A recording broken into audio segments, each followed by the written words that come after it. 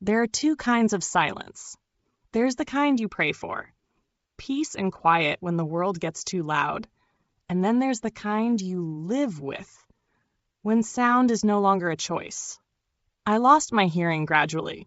First, I stopped catching what people said at the dinner table. Then I started reading lips without even realizing it. By the time I turned 64, I couldn't hear my own footsteps anymore. And just like that, I slipped into a world of stillness. People assume deafness is like turning the volume down on a TV. It's not. It's more like watching life from behind a thick pane of glass. Everyone's laughing, crying, shouting, but you're not quite inside it anymore. You're near it, just not part of it. That's how it felt the last 7 years. My husband, Warren, passed 5 years into it. Stroke. Quick. Quiet.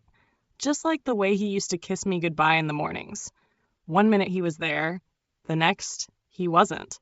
After that, it was just me and my son, Drew.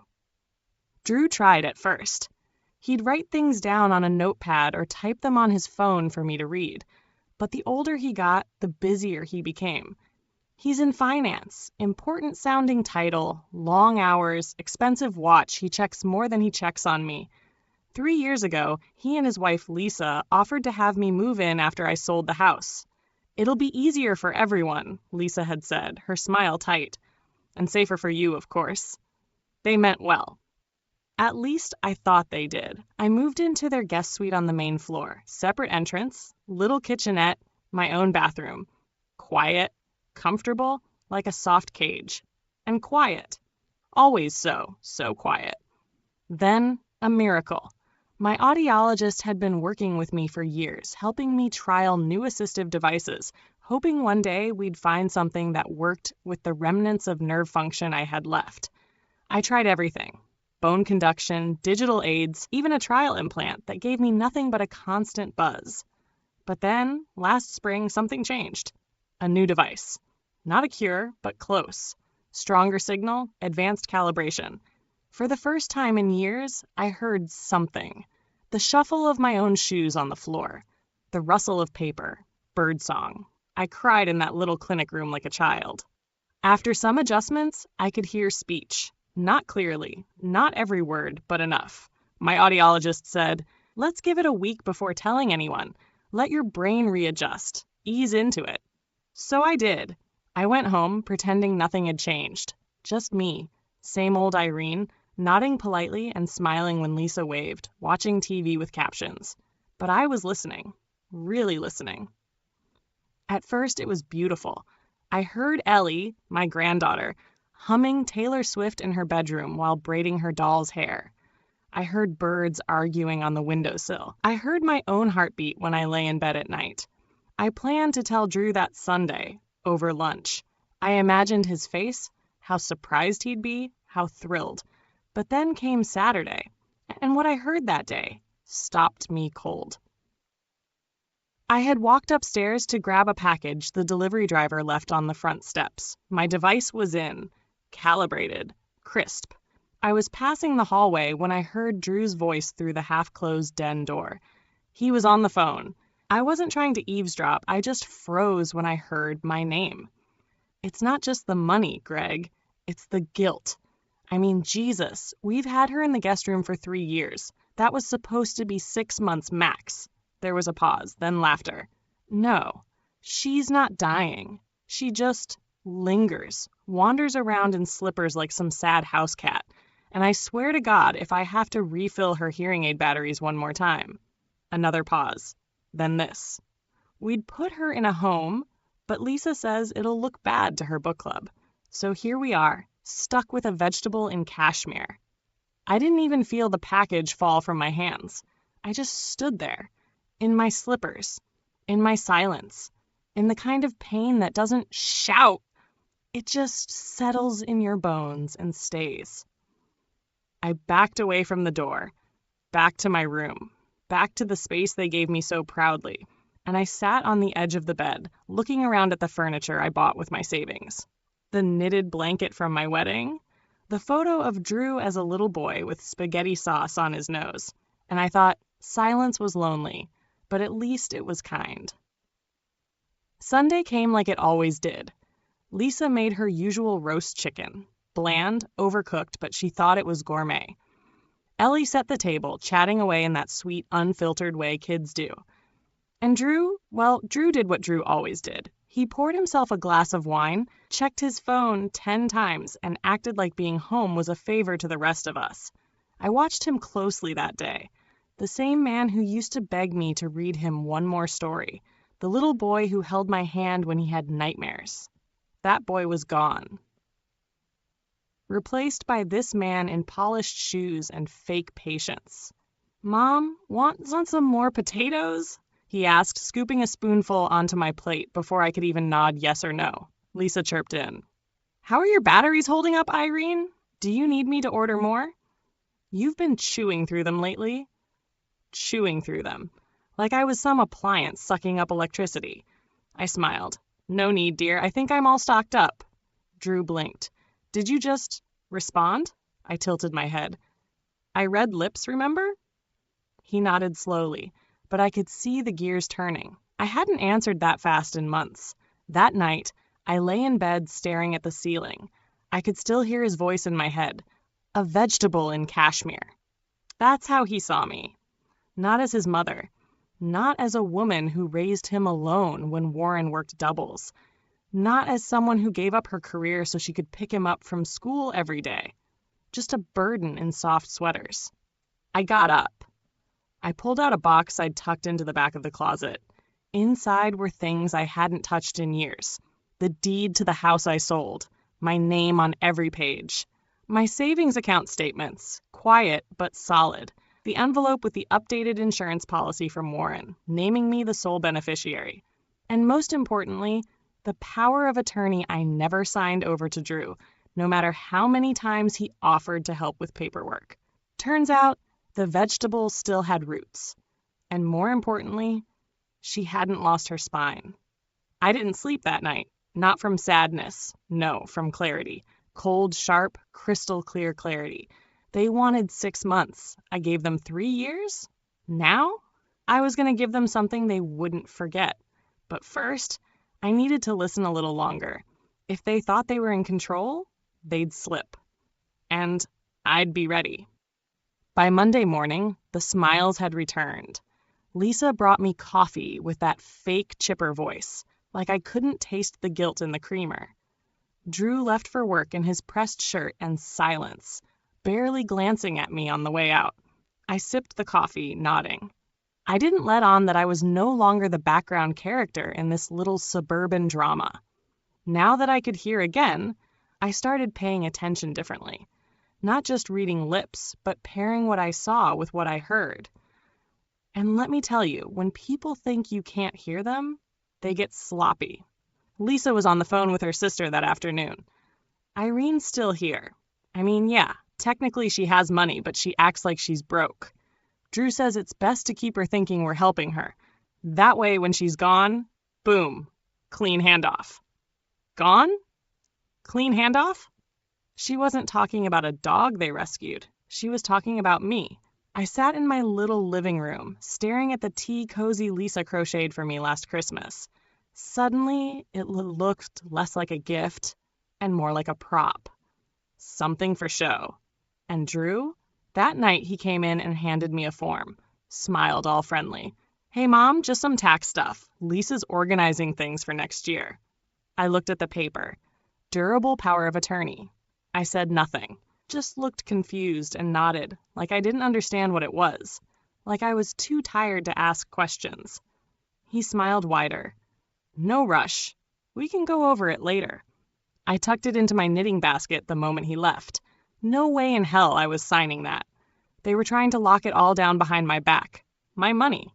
My accounts. My future. So I called my attorney. Not on the house line. On the old flip phone I kept in the side drawer, the one Drew didn't know, I still paid for every month. We'd worked together before. Natalie, sharp as a tack, and not the type to ask dumb questions. "I need to update a few documents," I told her. "And I might need some help drawing up a revocable trust."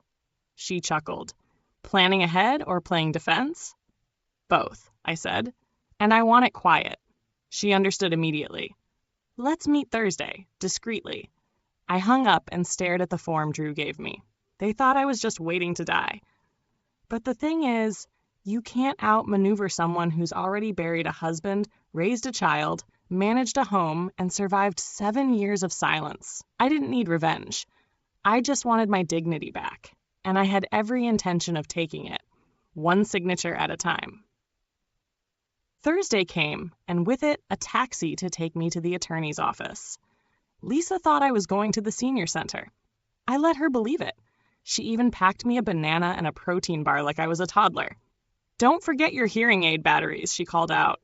I smiled sweetly. "I won't, dear." At Natalie's office, we got to work. First, I updated everything: my living will, my medical directives, my bank authorizations. We drew up a trust that would protect my remaining assets from any accidental transfers. And we drafted a cease and desist, just in case Drew kept pushing that power of attorney nonsense. Natalie looked at me over her glasses and said, "You've got more ducks in a row than half my 40-year-old clients."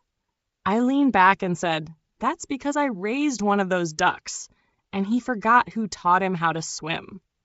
By the time I got back to the house, I felt lighter, stronger, until I walked past Lisa's office. I wasn't trying to listen, but the door was cracked open, and my hearing aid, clear as day. "I've been checking her mail," Lisa whispered into her phone. "I think she went to an attorney. There was a business card in her coat pocket, and she's been acting sharper. It's like she's testing us." A pause. "Then we can't let her change anything. If she dies without adjusting the beneficiary lines, we're in the clear. But if she rewrites the trust or moves the money, it all goes up in smoke." If she dies? It hit me like a punch to the gut. They weren't just hoping I'd fade into the background. They were counting on me not being around long enough to get in their way. And I realized something chilling. This wasn't just about money. It was about control. Lisa had turned my son into someone I barely recognized. And maybe he'd let her because it gave him an out from his own guilt. Maybe he resented me for needing him. Maybe I reminded him of a version of himself he didn't like anymore. Either way, I wasn't safe.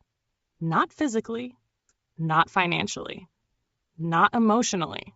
So I started leaving traps. I left my bank statement, clearly showing my balance, on the coffee table. I left a fake list of new medication side effects on the fridge, things like drowsiness and confusion. I watched Lisa pick it up, read it, smile.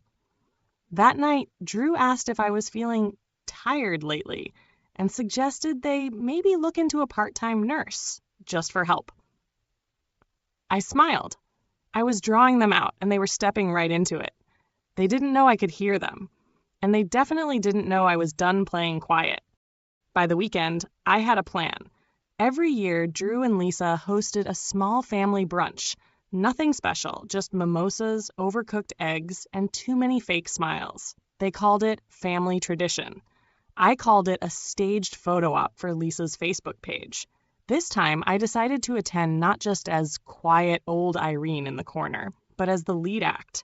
I texted Natalie on Saturday morning. "Send those documents to my email.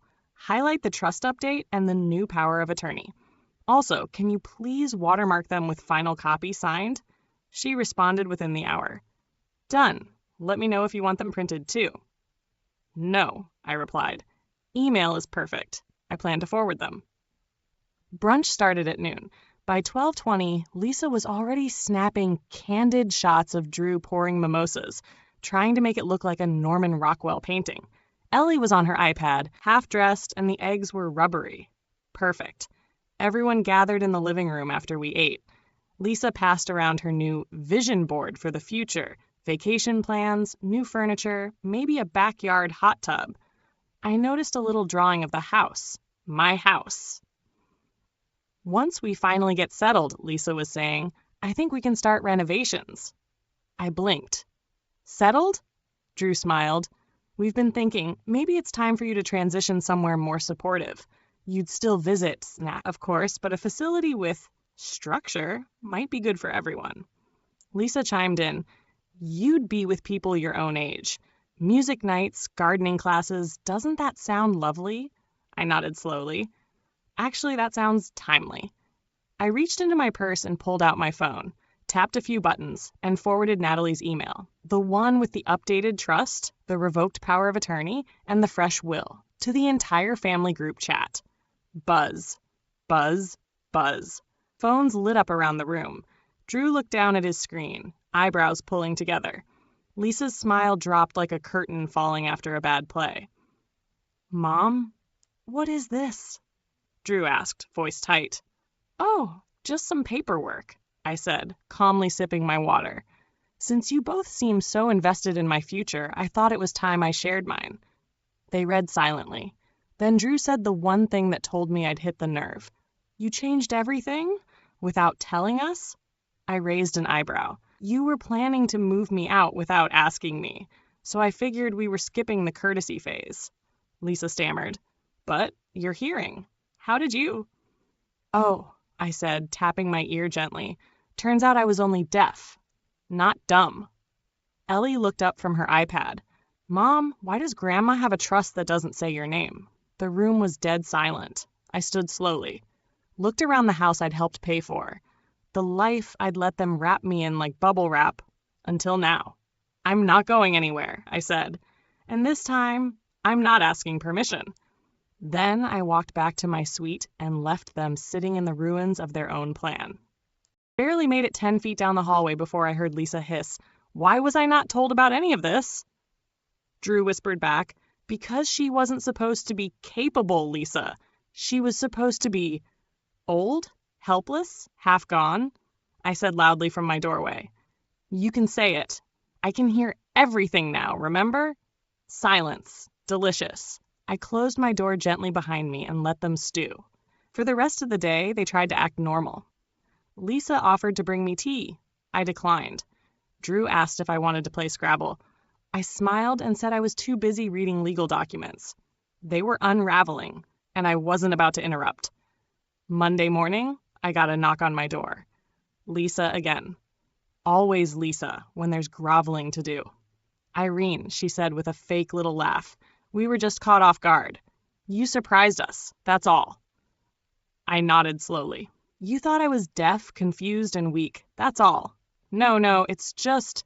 She reached out, touching my arm. We didn't know you were updating your documents. Had we known, we could have helped. I pulled away. You were helping. That's why I didn't tell you. Her smile cracked. Drew's just upset, she added.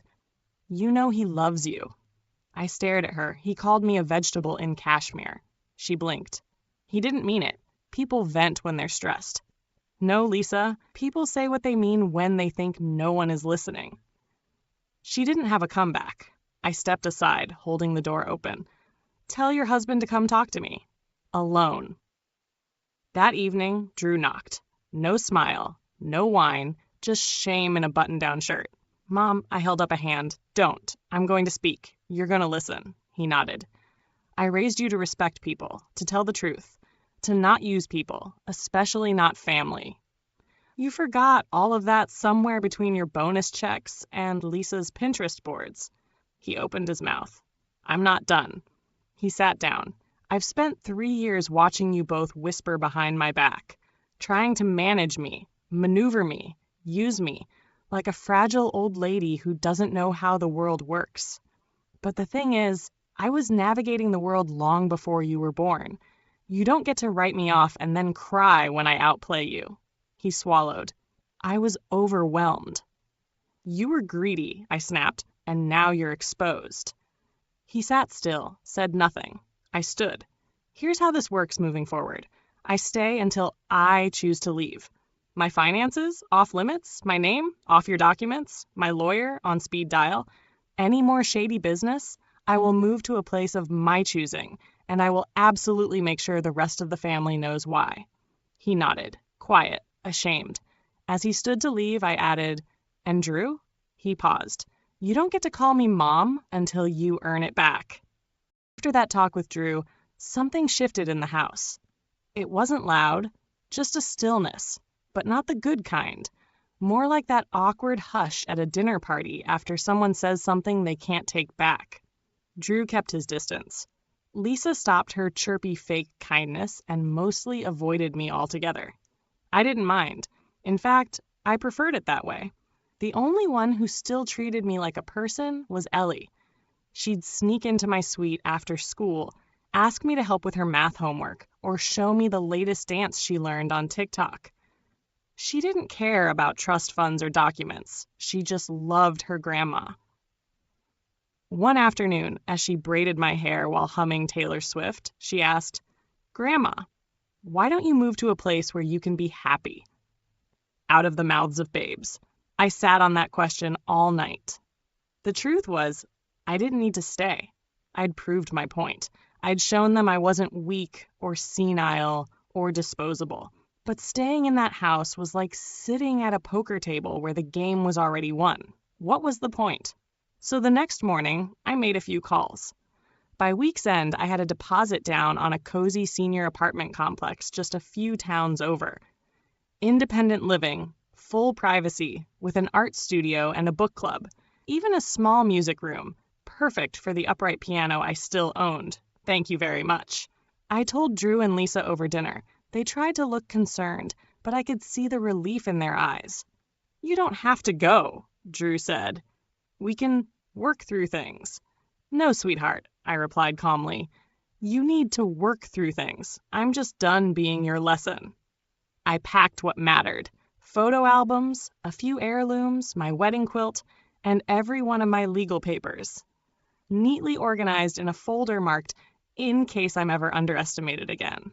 On my last day, Lisa stood by the door awkwardly. She didn't hug me, didn't apologize, just said, "Good luck, Irene." I smiled. "You too, Lisa. You're going to need it." As the taxi pulled away, I didn't look back. Because here's what I know now. Getting older doesn't mean you stop being you. And silence, whether it's forced on you or chosen, is a powerful weapon if you know when to break it. I spent 7 years in the quiet. But the second I heard the truth, I made sure they heard me too. And this time, I wasn't just heard. I was understood.